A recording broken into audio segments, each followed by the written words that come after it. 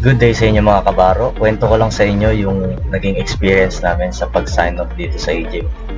Kung ano yung mga dapat paghandaan, mga dapat at hindi dapat gawin, at ano yung mga magagandang bagay dito sa Egypt. And finally, ano yung mga matututunan natin sa mga experiences na ito.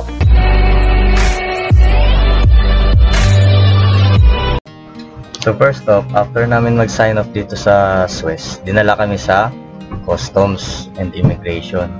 So alam nyo na yung ihahanda nyo doon, yung kung may buo kayong mga dollar, ipabarya nyo na kasi alam nyo na yun. So after namin sa mga inspection sa Customs and Immigration, dinala kami dito sa hotel. And dito sa hotel, very accommodating naman. Napakasarap ng pagkain nila. Yung kwarto nila talagang napakaganda. At sobrang nakaka-relax talaga. Pag binanggit na nilang Filipino friend, Filipino gentleman, alam mo na ang kasunod nun, Brad.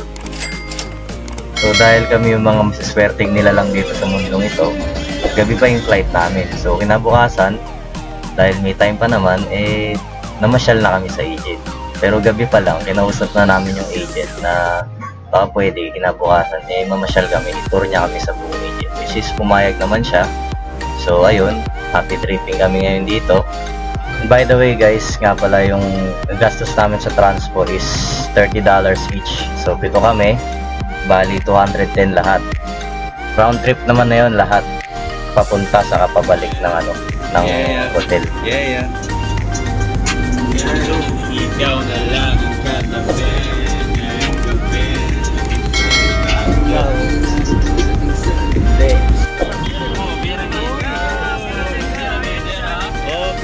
Pyramid. Hey, like a pyramid. Hey.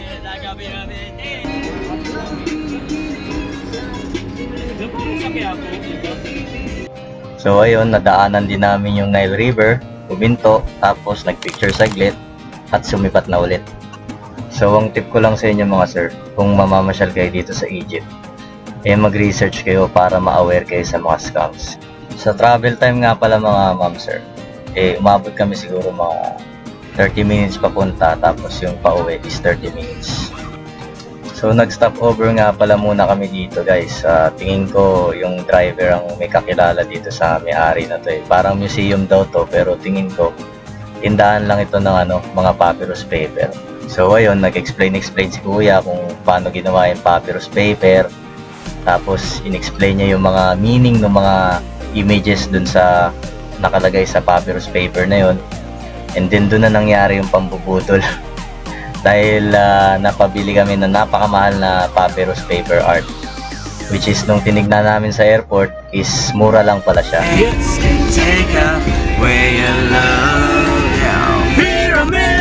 So after namin dun sa art gallery nila, after namin mabudol ng malaking halaga, so dumiretso na kami dito sa mga pyramid. National language school. And that's very expensive. Just like a pyramid. What's the name of your horse? Casanova, go! Casanova always. Very good horse. Honeymoon. Honeymoon, huh? That's why he's lazy. Pyramid! Pero bago kami pumunta dyan, nag-stop over muna kami sa isang office nila. Tapos dun nila kami miniting kung magkano yung magagastos namin sa tour, kung ano yung mga iikutan namin. So ang nagastos namin siguro is $100 each. So total ng $700 dahil dito kami. Pero bago napunta dun sa $100 na yun, ang una nilang sasabihin sa'yo is ang total na magagastos sa tour is $300 kada isa. Diba? So grabe yung pambubudol guys, diba? So yun, natawaran namin hanggang sa sasabihin nila na once in a lifetime lang daw to, pero huwag kayong padadala doon. Tingin ko yung $100 na yun may ibababa pa yun kasi ang ticket lang is $13 papasok yan sa mga pyramid. Parang lang to guys, parang intramuros lang. Talagang sobrang tinagalang kami doon, pero overall okay lang din naman. Sasabihin nila sa'yo na sobrang lalayo ng pyramid, will take na buong araw para maikot yung buong pyramid ng by walk. Pero ang totoo guys, sobrang lapit lang mula dun sa office nila. Nasa likod lang yung pyramid, hindi lang namin napansin. Approximately mga 1 hour kami nag-ikot-ikot dyan sa pyramid. Kaya pahinto-hinto kami, picture-picture, diba? Pyramid guys, pyramid. Let's go. Let me touch it. Let me touch it, man. We're closing in. We're closing in.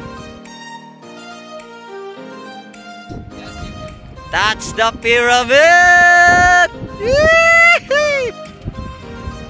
So that concludes our trip sa Egypt guys. So anong matututunan natin sa experience na ito? So before that guys, gusto ko lang i-open sa inyo na bago kami bumaba, talagang ilang araw kaming na-delay. So sabi nga nila, in every adversity, there's an equal opposite opportunity. Diba? So yung adversity namin na yun, na-delay kami ng baba, ito pala yung kapalit na opportunity, yung makapamasyal sa Egypt, makaikot-ikot dito, kasi tama nga naman, once in a lifetime lang to. At kung isipin mo nga naman, yung mga nabudol sa aming pera, kahit na sabihin natin overpriced lang, hindi nun mababayaran yung experience na pag-ikot-ikot natin sa Egypt.